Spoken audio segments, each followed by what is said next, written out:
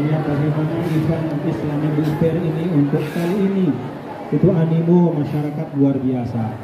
Bahkan kalau kita lihat yang hadir ini ternyata banyak sekali generasi muda ya, bukan hanya generasi milenial tapi juga generasi Z ya, yang masih sangat muda. Dan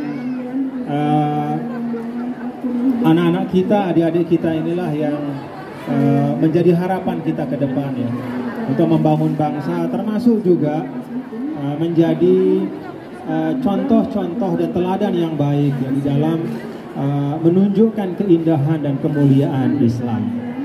Bersama saya ada Dr. Khalil Nafis, pimpinan Majelis Ulama Indonesia. Pak Kiai, saya izin bicara duluan ya.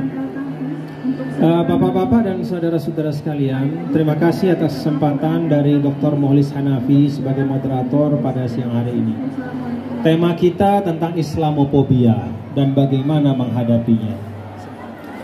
Bapak, Ibu, Saudara, Islamofobia itu sebenarnya bukanlah fenomena baru. Bahkan dalam Al-Quran pun Islamofobia itu direkam oleh Allah.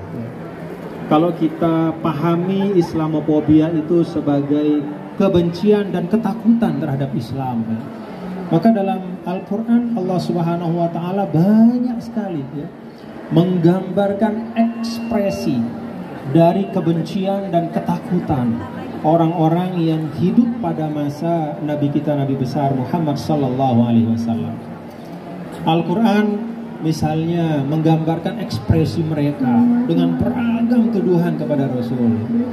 Kadang Nabi dikatakan sebagai syair, kadang lebih dari itu disebut sebagai kahin atau tukang sihir, bahkan lebih dari itu disebut majnun, orang gila.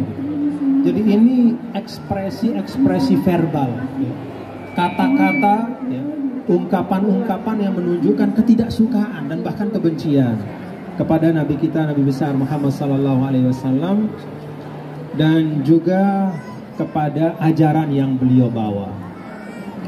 Nah, lebih dari itu, ya, bapak-bapak dan saudara sekalian, tidak hanya ekspresi verbal sebenarnya, ya, yang terkait dengan Islamofobia pada masa Rasul. Bahkan kalau kita lihat fragmen dari sirahnya Nabi, ketika beliau berangkat ke Taif ya, untuk berupaya menyampaikan tuntunan Islam, maka ada sebagian orang dari Mekah